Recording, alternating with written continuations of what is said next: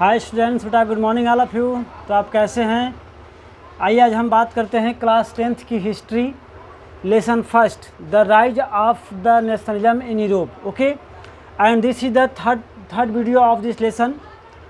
Before इससे पहले मैं 2 वीडियो और कर चुका हूं। अगर आप नहीं देखें जाके यूट्यूब से देख लें, ताकि आपको नेक्स्ट स्टोरी जो है क्लियर स्पष्ट समझ में आ जाए। ओके, तो today topic is the making of nationalism in Europe, and the second topic is the aristocracy and the new middle class।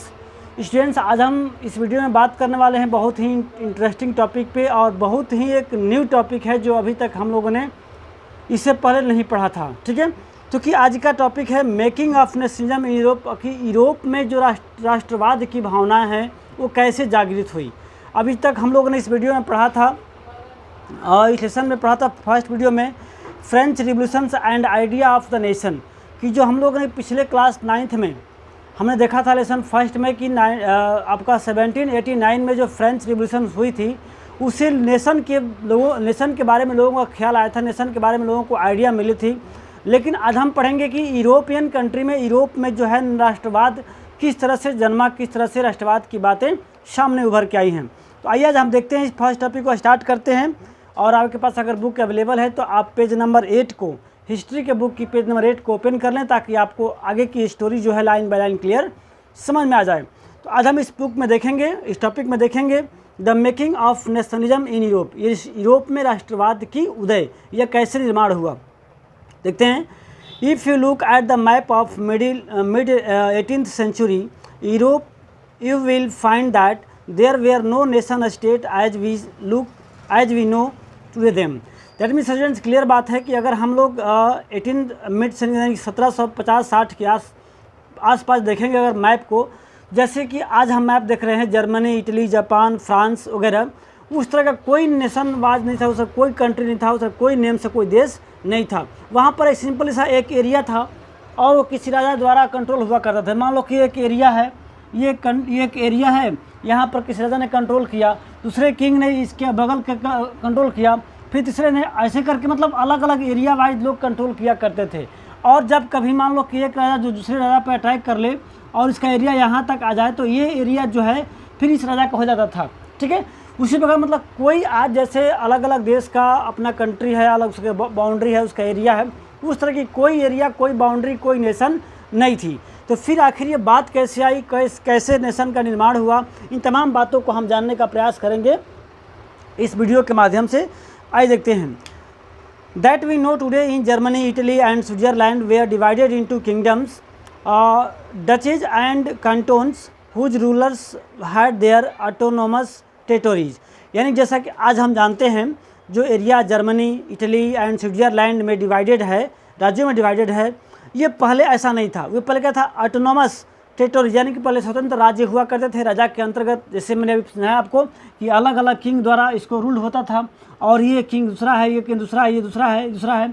अब इसका सबका अपना अपना किंगशिप होता था, अपना अपना किंगडम हुआ करता था, और सब उसके मालिक हुआ करते थे, राज्य करते थे। Eastern and central Europe were under the autocratic monarchy within the territories of which lived diverse people. यानी कि अगर हम बात करते हैं ईस्टर्न, पूर्वी और सेंट्रल यूरोप की, तो वहाँ पर बहुत सारे ऐसे मोनार्कीज थे, यानी कि राजा थे, जो स्वतंत्र राज्य को, स्वतंत्र एरिया को राज्य करते थे, मतलब रूल करते थे।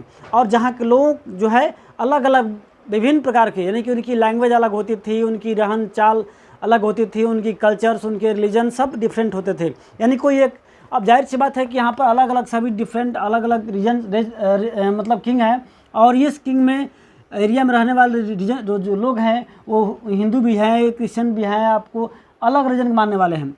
फिर इन्होंने कभी आक्रमण किया दूसरे राज्य पे और इस एरिया को कवर कर लिया, तो फिर यहाँ के लोग इसके अंडर में आ गए। तो इस प्रकार जो है एक राजा के अंतर्गत आने वाले जो लोग थे, अलग अलग कल्चर के थे, अलग अलग रीजन के थे, उनकी लैंग्वेज भी क्या थी, डिफरेंस थी। They did not see themselves sharing of collective identity और a common culture। यानी कि कभी भी उन लोगों में एक तरह की एकता की भावना या एक कल्चर, एक रीति रिवाज की बातें नहीं आई थी। Often they can spoke different language and belong to different ethnic groups. हालांकि उनकी मतलब जो लैंग्वेज थी वो भी अलग अलग थे, वे अलग अलग जाति से आते थे, अलग अलग धर्म से आते थे। The Habsburg empire that ruled over the Austria, यहाँ पर एग्जाम्पल दिया हुआ है, कई सारे एग्जाम्पल है कि अलग अलग जो रीजन था, अलग अलग जो एरिया था, अलग अलग कई राजाओं द्वारा कंट्रोल होता था। तो दो देखते हैं एग्जाम्पल में। The Habsburg empire that ruled over Austria Hungary for example was the patch work of the many different regions and peoples. यानी कि भी क्या था, अलग अलग कई एरिया में था, अलग अलग कई लोग ग्रुप्स के लोग यहाँ पर भी रहा करते थे।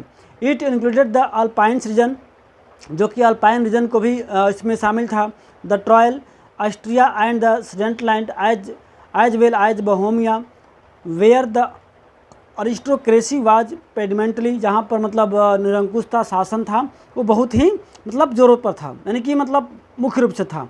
जो जर्मन स्पीकिंग को, जर्मन लैंग्वेज को स्पीक करते थे। It also include the Italian speaking provinces Lombardy and Venetia, यानी कि इसमें जर्मन स्पीकिंग के साथ साथ में इटालियन लैंग्वेज को भी बोलने वाले लोग थे। तो इन Hungary half of the, Hungary की बात करते हैं तो half of the population spoke Magyar while the others half spoke variety of dialects, यानी कि जो हंगरी के आधा पॉपुलेशन थे वो लोग मैग्यार लैंग्वेज को स्पीक करते थे, जबकि हाफ से ज़्यादा लोग थे वो अलग अलग कई प्रकार के वैरायटी ऑफ लैंग्वेज डायलेक्ट्स को यूज किया करते थे। In Galicia and the aristocracy spoke Polish, और जो ये थे वो आपको पोलिस लैंग्वेज का उपयोग करते थे। बिसाइड दीज 3 डोमिनेंट ग्रुप्स, इसके अलावा इस 3 जो बड़े बड़े ग्रुप्स थे, अभी हमने जो नाम पढ़ा, उसके अलावा बहुत सारे ऐसे भी छोटे मोटे ग्रुप्स थे जो एक साथ एक राजा के अंदर में कंट्रोल हुआ करते थे। जैसे there also live within the boundaries of the empire a mass of subject peasant peoples Bohemia and Slovaks to the north and Slovenes in Carnolia, Carots of the south and the Romans in to the east in Transylvania, यानी कि इसके east में जो है Romans लोग रहते थे।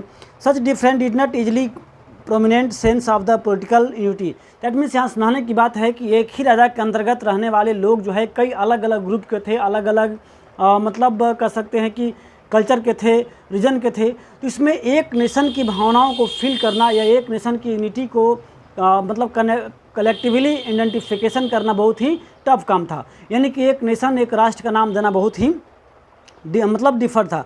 तो आखिर ये कैसे हुआ? The only binding this diverse group together was common aliens of the government. इसमें केवल एक ही चीज़ कॉमन था कि अलग अलग ग्रुप के लोग थे, अलग अलग रीजन के लोग थे, अलग अलग रिलीजन के लोग थे, लेकिन एक ही राजा के अंदर में कंट्रोल हुआ करते थे। यही एक कॉमन था कि मेरा भी राजा वही है, आपका भी राजा वही है। बट हमारी जो अलग अलग कल्चर है, हमारी अलग अलग मतलब कह सकते हैं कि जाति है, धर्म है, भाषा है, इससे बहुत डाइवर्स थे, इसलिए इसमें कॉमन आइडेंटिफिकेशन बनाना या यूनिटी बनाना बहुत ही टफ की बात थी। तो यहाँ क्वेश्चन आती है कि how did nationalism and the idea of the nation state emerge. तो आखिर अब जो नेशन की आइडिया है कैसे स्टार्ट हुआ, कैसे लोगों में बना। तो जो हम सेकेंड टॉपिक जो पढ़ेंगे aristocracy and the new middle class, कि न्यू मिडिल क्लास कैसे मतलब उसकी उत्पत्ति हुई, उत्पन्न हुआ, और यहाँ पर कुलीनबर्ग के साथ क्या संबंध था। आइए देखते हैं सेकेंड टॉपिक में। The socially and politically a landed aristocracy was the dominant class on the continent. अगर हम यूरोपियन कंट्री की बात कर रहे हैं तो यूरोपियन कंट्री में जो सामाजिक तौर पे या राजनीतिक तौर पे जो अरिस्टोक्रेसी यानी कि कुलीनबर्ग के लोग थे वो बहुत ही मजबूत थे, यानी कि पावरफुल थे। हालांकि संख्याएं बहुत ही कम थे, लेकिन उनकी जो पावर थी, उनकी जो इकोनॉमिक सोर्स था, इकोनॉमिक ग्रोथ था, वो बहुत ही हाई था।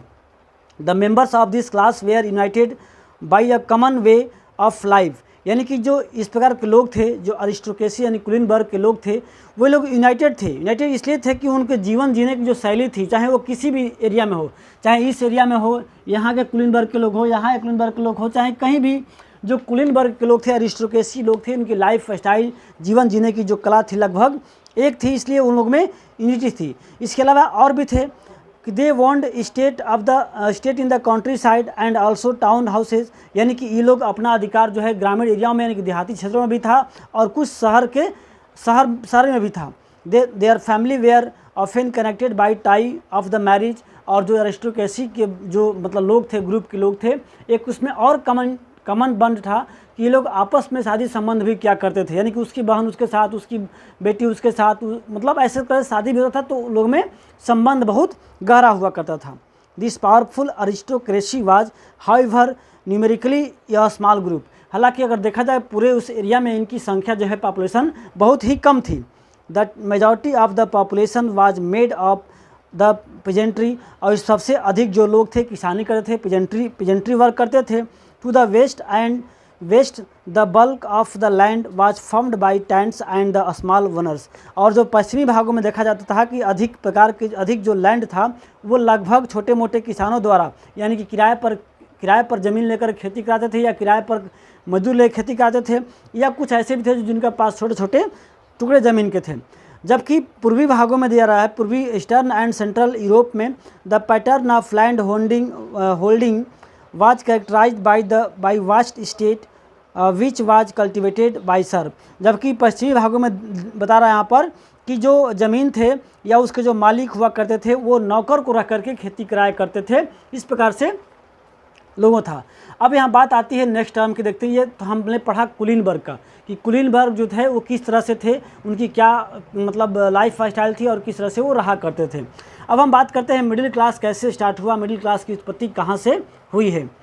तो in western and parts of central Europe the growth of industrial productions and the trade meant the growth of town and emergence of commercial classes whose existence was based on productions for the market. अब यहाँ एक बात समझने वाली है कि जब western पश्चिमी और मध्य यूरोप के जो लोग थे वहाँ पर लगभग इंडस्ट्रियल ग्रोथ, यानी कि मतलब इंडस्ट्रियलाइजेशन जो सबसे पहले आपका इंग्लैंड में हुआ था, उसके बाद जो है सेकेंड फेज में आपको यूरोपियन कंट्री में होने की वजह से उसमें एक नए तरह के लोगों का विकास हो रहा था, जो इंडस्ट्रियल में वर्क करते थे, लेबर के रूप में, उसमें और सारे रूप में वर्क करते थे। तो उन लोगों का एक अलग ही ग्रुप बन रहा था वहाँ पर, ठीक है। Industrialization began in England in second half of the 18th century, यानी कि हाफ ऑफ 18th सेंचुरी 1750-60 के आसपास जो है इंग्लैंड में।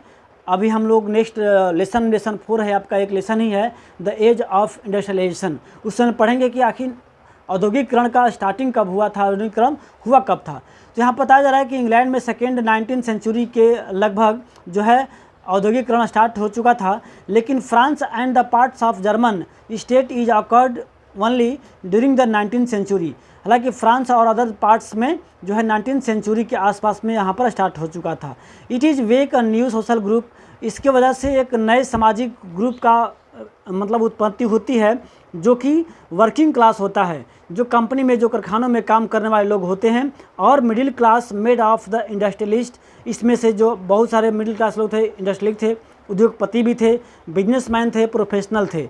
इन central and eastern Europe these group were smaller in number till late 19th century, यानी कि हालांकि इनकी संख्या जो है सेंट्रल और ईस्टर्न यूरोप में 19th सेंचुरी तक बहुत ही कम रहता है। But it was among the educated liberal middle classes that idea of national unity following abolish of the aristocracy privilege gained popularity। that means इस प्रकार से इन लोगों में जो मिडिल क्लास के लोग थे, इसमें से पढ़े भी लोग थे, एजुकेटेड थे, लिबरल मिडिल क्लास के लोग थे।